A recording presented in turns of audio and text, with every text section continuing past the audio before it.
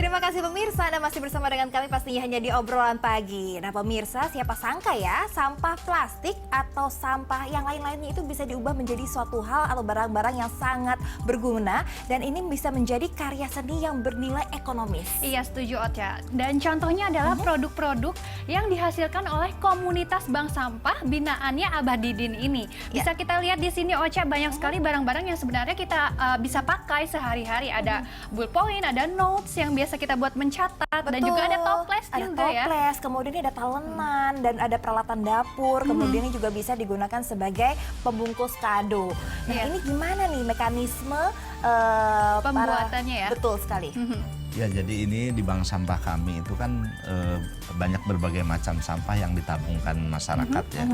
Jadi misalnya ada botol aqua, ini dari tutup botol nih bisa jadi mangkok, talenan. Nah ini dari bekas kayu-kayu bekas palet atau tebangan pohon yang di pinggir jalan.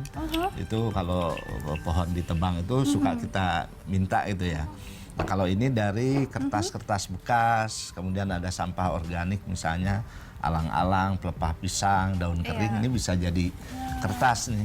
Ini kertas daur ulang ya, kertas daur ulang ya. Nantinya Ini kalau bisa dijadikan, misalnya ini ada paper bag, ya, ada eco pen. Ini kotak yang biasa kita untuk membungkus kado loh. Bungkus kado, betul sekali. Kalau ini biasanya kalau anak SMA mau buat mading.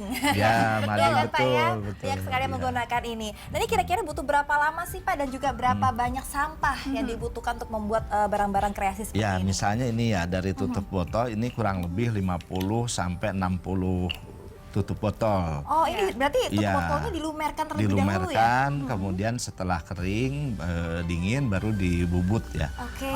Kemudian ini kertas misalnya 1 kilogram kertas bekas atau bisa dicampur dengan sampah organik misalnya pelepah pisang atau alang-alang.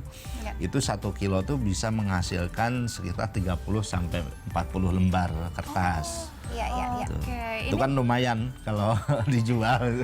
Dijual dan juga sekaligus bisa membantu perekonomian warga sekitar ya. Iya. Ini sampah-sampah yang digunakan apakah hanya tabungan sampah dari anggotanya Abah sendiri di bank sampah ataukah ada sampah lain yang juga ikut dikumpulkan? Ya, jadi kita juga kerjasama dengan beberapa perusahaan ya. Jadi perusahaan juga menabungkan tuh sekarang, menabungkan sampahnya di Kumala, kemudian dari Dinas Pertamanan misalnya dari pemerintah itu kayu-kayu bekas tebangan itu yang kita manfaatkan jadi produk-produk seperti ini.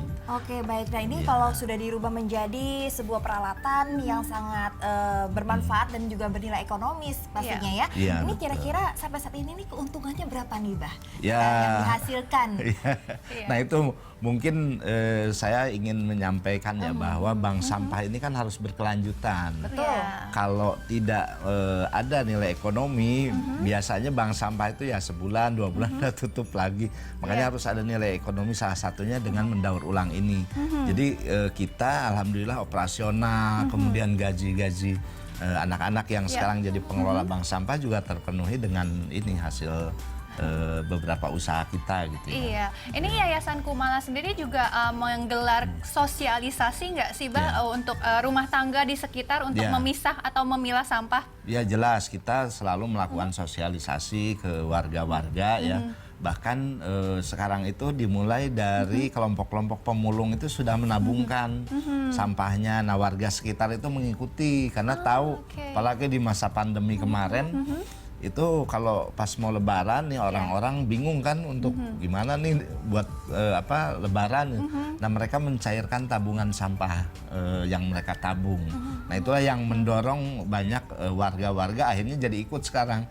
Nah sebentar lagi lebaran nih mereka akan mencairkan tabungannya gitu. Wow, dapat THR gitu ya. Bahkan ada yang sampai dia punya pencairan 5 juta ke atas itu dari hasil nabung sampah. Waduh, beruntung sekali ya. Dan Kartika dan juga pemirsa ada di rumah, ini ada kisah inspiratif juga nih dari Abah. Ini katanya Abah tuh pernah mengajak seseorang yang Anda mungkin tidak kenal gitu seperti itu ya, untuk bergabung dengan komunitas bank sampah dan kemudian sekarang menjadi sukses dan berhasil seperti itu ya. Nah, saya juga penasaran nih, seperti apakah kisah inspiratifnya? Boleh kita lihat bersama-sama ya. Di awal saya dikenalin nama kawan, dirangkul di jalanan saya. Waktu itu saya tidur di emperan jalan sama anak istri. Nah, ada kawan ngebawa saya ke yayasan, tinggal aja di yayasan, mau nggak? Ya udah. Para pemulung itu jangan dianggap remeh, Mbak. Jangan dianggap sebelah mata. Kan terkadang kan orang suka memandang sebelah mata, oh pemulung nih gini, ya kan. Nah, ini kalau melihat boleh dijelaskan dulu ini siapa Abah dan gimana ketemunya? Apakah ini salah satunya yang Abah temui yang langsung Abah ajak sendiri atau seperti apa? Ya, salah satunya. Jadi ini apa namanya, salah satu andalan saya juga sekarang. Ini namanya Bang Subur ya. Beliau dulu memang di jalanan lagi pandemi ya. Pandemi itu tidur di emper pasar ya, pasar.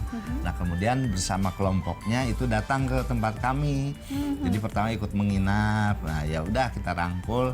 Tapi di kami itu kan ada syarat kalau tinggal di tempat kami itu harus produktif. Nah, makanya diajarkan daur ulang, kemudian mereka juga apa namanya menjemput ya tabungan-tabungan sampah masyarakat. Nah, beliau ini sekarang sudah jadi apa supir mobil apa yang tugasnya mengangkut tabungan-tabungan sampah itu. Oke, baik. Jadi dapat berguna sekali ya untuk dirinya sendiri, untuk orang-orang sekitarnya, dan yang terpenting ialah dapat menghasilkan. Betul, Ya, seperti itu ya. Dia sekarang ya alhamdulillah punya gaji, anaknya kembali sekolah, kan itu berkat usaha dia ya, sebenarnya bukan hanya berkat Kumala tapi usaha keras dia gitu. Baik, ini seperti yang sudah kita saksikan bersama-sama di plasma kita ya. Ini ada berbagai macam kegiatan ya, Mbak ya. Mungkin bisa kembali dijelaskan, Mbak? Ya, ini ada satu lagi nih, Ipul namanya dulu. Beliau juga dari jalanan. Nah, sekarang ya udah keliling Indonesia nih untuk memberikan pelatihan-pelatihan tentang bagaimana cara pemanfaatan dan pengelolaan sampah. Nah, kemarin ini dengan salah satu perusahaan migas terbesar di Indonesia juga melatih karyawannya nih bagaimana cara memanfaatkan sampah rumah tangga, misalnya kertas bekas atau bekas bumbu-bumbu di dapur biasa dibuang gitu ya. Ini bisa dimanfaatkan untuk satu produk baru yang punya nilai. Misalnya tidak hanya nilai manfaat saja, bahkan nilai ekonomi gitu ya. Nah, ini Ipul ini sekarang sudah mengajarkan banyak-banyak trainer yang diajar oleh dia dan trainer-trainer yang lain dari anak-anak jalanan, pemulung itu juga kami sebarkan ke beberapa daerah gitu. Baik, nah kegiatan seperti ini apakah sangat rutin dilakukan sebulan sekali atau bagaimana?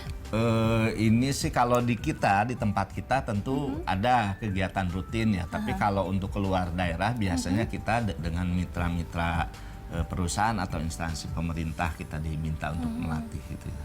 Nah, ini sangat luar biasa sekali ya, tersalurkan bakat-bakatnya dan kemudian sudah bekerja sama dengan berbagai macam instansi besar seperti itu ya, sehingga produknya pun juga sangat bermanfaat bagi orang banyak. Iya, selain dari masyarakat kalangan prasejahtera yang disosialisasikan, ada baiknya juga ibu rumah tangga itu, Bah.